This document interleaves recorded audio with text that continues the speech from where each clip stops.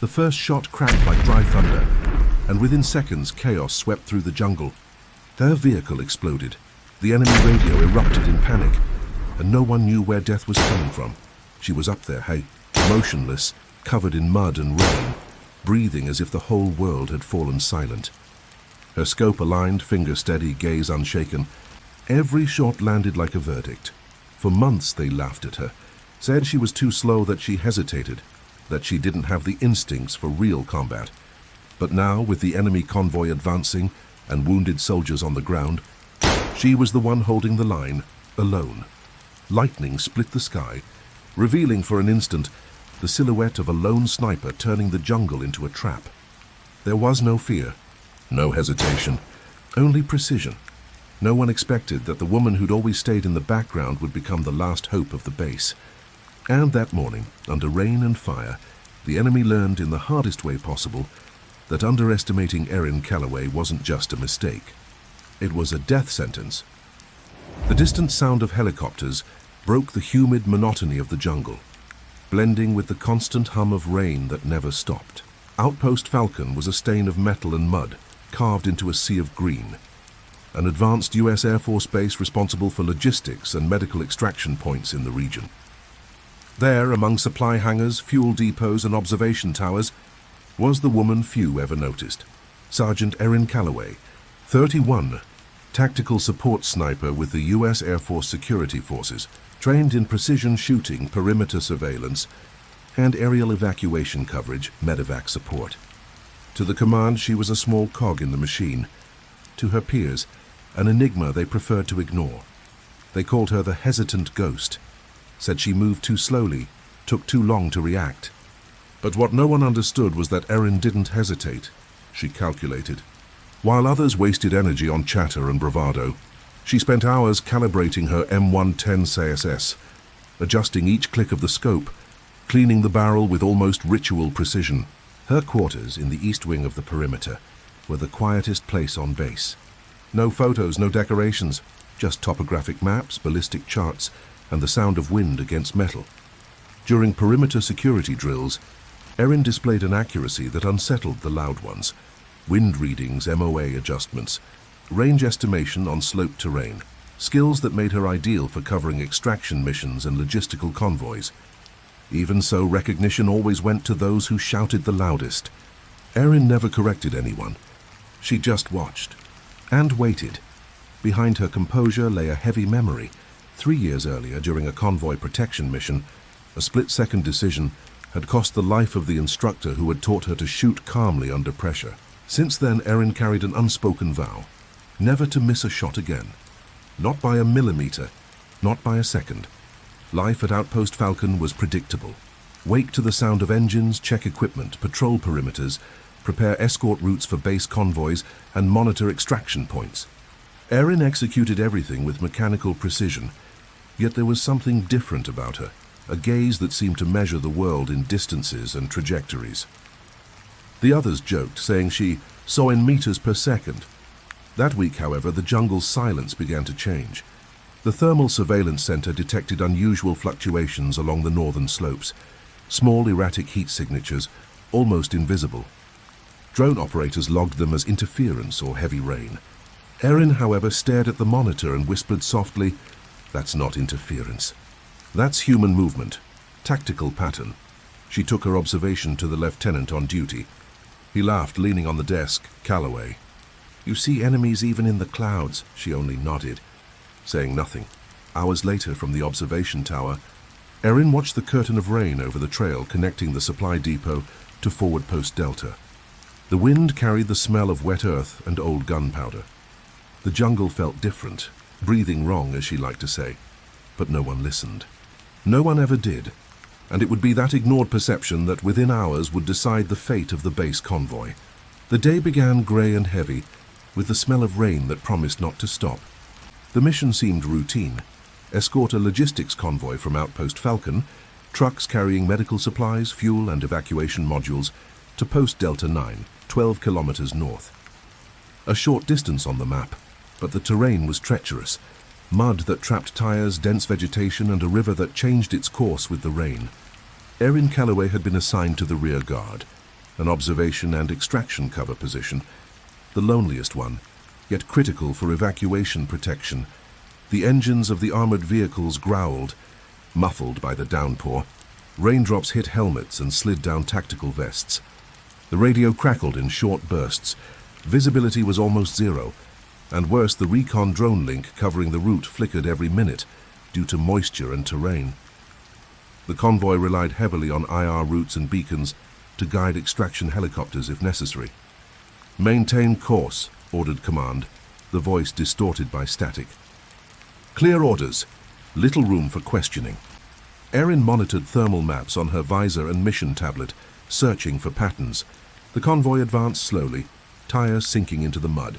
Everything seemed normal, until 400 meters ahead, a rocky formation covered in dense vegetation caught her attention. Too irregular, as if something inside it was moving. She adjusted the thermal zoom, shapes shifted positions, almost imperceptibly, in a tactical pattern. She grabbed the radio, using the escort frequency. "Lieutenant, possible anomalous movement ahead. Azimuth 24 distance 400 meters. Recommend visual sweep and caution." The reply came back impatient. "Calloway, those are soaked rocks. You see enemies where there are shadows. Maintain position and rear coverage," Erin frowned. Her instincts screamed. Those weren't rocks. They were men moving in coordinated formation, setting up an ambush against the supply column. But hierarchy was clear. Orders were not to be questioned, especially during regulated logistical escorts. The convoy moved another 50 meters, and then hell broke loose. The first impact was sharp and devastating. A 40mm grenade exploded on the armored cover of the lead vehicle, sending metal and fire flying.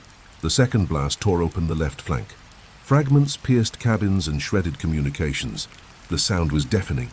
Screams and fragmented orders echoed through the few radios still working. "Enemy contact! Contact! Take cover!" shouted panicked voices, but the frontline comms went silent. Damaged antennas overloaded repeaters. The line collapsed. Soldiers jumped into the mud, seeking cover. The rain made everything even more chaotic. Erin, isolated on a ridge to the west, maintained the only clear line of sight over the critical section.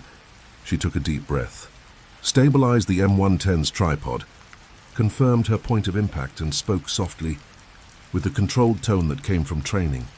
"Base Falcon, this is Calloway. Rear compromised. I'll hold the flank and mark visual extraction route. Fall back to safe point." The radio in her hand was weak. The response came slow and broken. The platoon was in panic. Erin adjusted the thermal scope to compensate for the rain, calculated crosswind and rail drift, rested the barrel on the rock, and pulled the trigger. The first shot cut through the mist and dropped the gunner preparing the second strike. The next came almost instantly, clean and precise. 1, 2, 3. Each shot bought precious seconds for the convoy to regroup and find cover. With no command, no artillery, and no immediate air support, control of the situation fell into the hands of the sniper, whose primary role was to protect extraction routes and assist evacuations. The war had changed ownership, and the tactical command, in that sector, now belonged to the sergeant everyone had ignored. The crack of the first shot echoed through the valley and vanished beneath the roar of the rain. Erin Calloway kept her breathing steady. 3 seconds of silence, then the second shot. Every movement was a precise calculation. She didn't shoot to intimidate. She shot to neutralize. One body fell. Another tried to drag the wounded away, and the rain erased the footprints as if the jungle itself wanted to swallow the evidence. The terrain was her best weapon. The mud trapped the enemy's boots, but she knew how to move among the roots and hollows, using the landscape as a natural shield. She shot, moved, recalibrated. Each time she changed position, she left behind a distraction, a drenched helmet, a false reflection from her scope, small decoys that confused the enemy's thermal sensors. The M110 SAS rested firmly on its folding tripod. The thermal sight flickered in the humidity, but Erin compensated with instinct and calculation. She adjusted the MOA manually, drew a deep breath, and fired. The muffled sound blended with the drumming of the raindrops. The rain was now her ally. It hid the noise, masked the muzzle flash, erased her traces. Through the binoculars, she saw the convoy collapsing. 2 vehicles burned, another was bogged down. Wounded men tried to fight back, scattered and disorganized. No communication, no air cover. They were blind. Erin had become their eyes. Movement, 270 degrees, tree line. 3 targets, one with an RPG.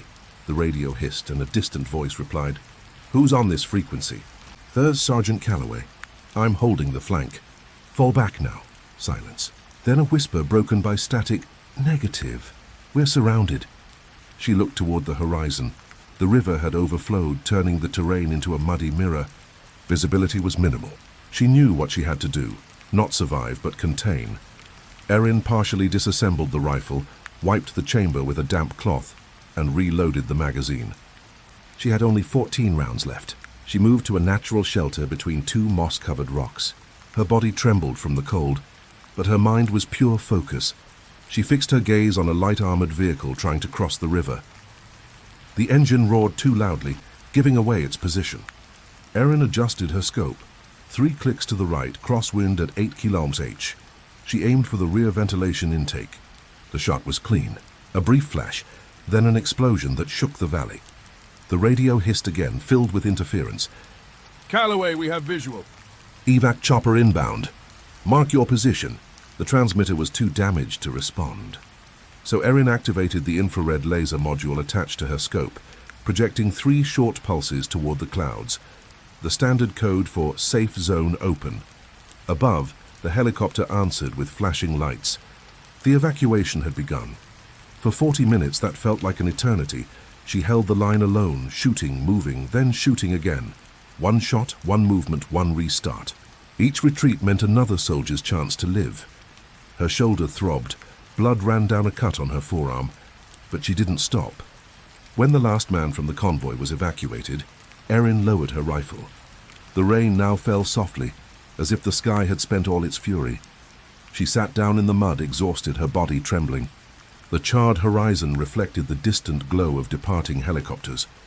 The sound of steel ceased. Only the sound of rain remained. And in that heavy silence, she understood the weight of winning alone. The helicopter landed under a light rain, kicking up mud and broken leaves. Erin Calloway stepped down in silence, rifle strapped to her chest, uniform torn and stained with dried blood. The wind from the rotors drowned out any words. The few survivors from the convoy watched her, no longer as the hesitant sniper from before, but as someone who had walked through hell and come back breathing. In the makeshift infirmary at Outpost Falcon, the constant hum of generators filled the air. Medics rushed back and forth, but Erin refused treatment. She was lucid, functional, and determined to finish what she had started. She grabbed a clean form, sat down at the communications table, and began to write the operational report. No embellishments, no emotion. Just data. Time, coordinates, target count, weather conditions, lives saved. She wrote in a firm hand, neutralized targets 17, containment time 40 minutes. Personal injuries superficial. Outcome extraction completed. Signed, Sergeant Erin Calloway, 12th Tactical Response Unit, Air Force Security Forces. Hours later, she was summoned to the command tent. A major awaited her with a cold expression, the report in his hand. "Sergeant, explain how a support sniper took tactical control of an operation without direct authorization." Erin stood at attention.